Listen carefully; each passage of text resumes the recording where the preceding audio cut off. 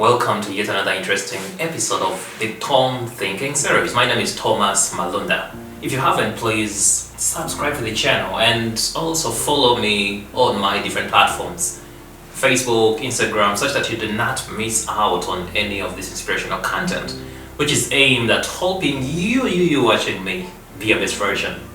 There is a story that was told of a man who had issues with a wife, serious issues in marriage, and when they reached a point of not reaching to a consensus, he decided to divorce the wife.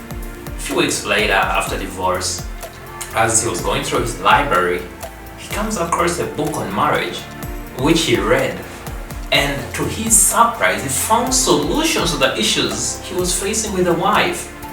And he gets his phone, calls a friend. That friend is called Les Brown. It's actually Les Brown who narrated this story. So he tells him, Les, do you know that I've come across a book in my library which could have saved my marriage? That is a voice of regret. Another story is told by Jim Rohn of a friend, who was diagnosed with a serious health condition, and having been diagnosed, he started reading health books. So the tragic event first happened for him to start reading, to develop the discipline to read what he needed to read. We live in tough economic times currently. I don't know about you, but where we are in Uganda, you'll hear that fuel is high, taxes are high, like everything is high. People are complaining. Everything, like the cost of living is so high. Okay? So somebody can choose to focus on that. However, as all these things are happening during these tough economic times, there are people who are thriving. Recently I was with a friend who was celebrating her getting a very good job with a multinational company. Guess when this happened? It happened within the same time when people are complaining about the tough economic situations and everything. So where is the difference? As Jim Rohn put it, we live in times that have scarcity and opportunities.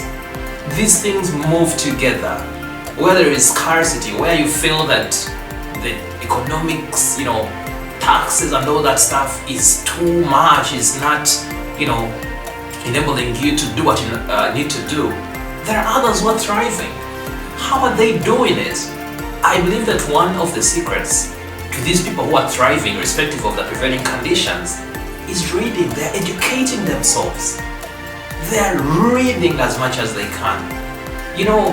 Opportunities are going to come to you, but if you're not prepared for them, then they're gonna make you look stupid.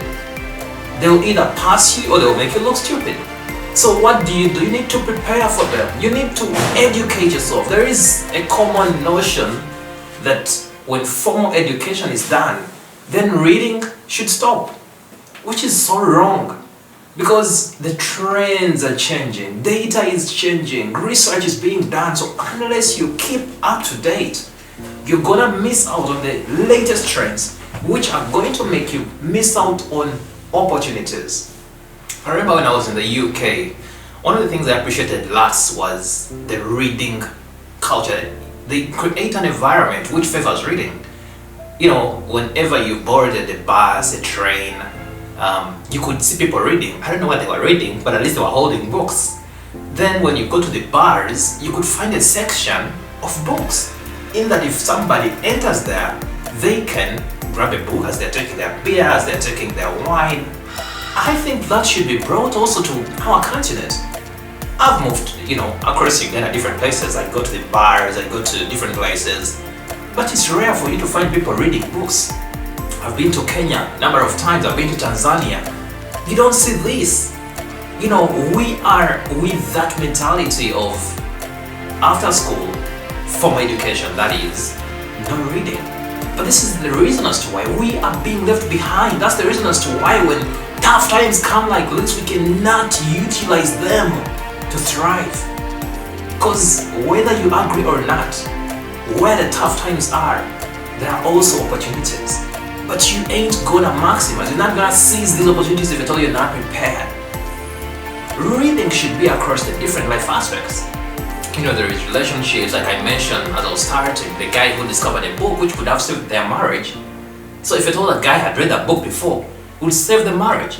You're looking at me right now, you could be having issues with your wife, with your girlfriend, with your boyfriend, with your fiancé, name it. Yet there is a book which can solve the issues you got. There is a common book about the 5 love languages. I've read it, it's quite interesting. This is a book that can help couples know how best to appreciate each other. It talks about 5 things, which I'm not gonna go, into them, but it's an example of a book which you can read with your partner and be able to have a harmonious relationship. There are books in finance, there are books in career, whatever career you're doing. There are lots of books, and actually there are free books online which you can access. There are books in spirituality, passion, so the list is endless. For you to choose not to read, that's a decision you're taking. But then the implication is that you ain't gonna develop yourself. And if you do not work on yourself to be a better person when tough times come, you ain't gonna survive. You're gonna be on the other end of the 95% of the population who are complaining about the high taxes, the high cost of living and all that stuff, I'm not saying that these high taxes, high cost of living are not there. What I'm saying is that whether they are there or not, you need to thrive. And for you to thrive, you need to be prepared. As I conclude, as Jim Rohn put it, don't wish for less problems. Wish that you are better. Do not wish for less challenges. Wish for more wisdom. You can be better, you can get more wisdom from educating yourself, from reading books. People have summarized life's experiences in books. So by picking a book in any of the life aspects, the 5 life aspects, relationship, finances, spirituality, passions, and career, you can be able to tap into the wisdom of the ages of different minds, which can help you position yourself for opportunities that are yet to come into your life. I hope you've enjoyed this. Do not forget to subscribe, follow me, Thomas Malonda, and you will be sure to tap into all this wisdom. Until next time, God bless you.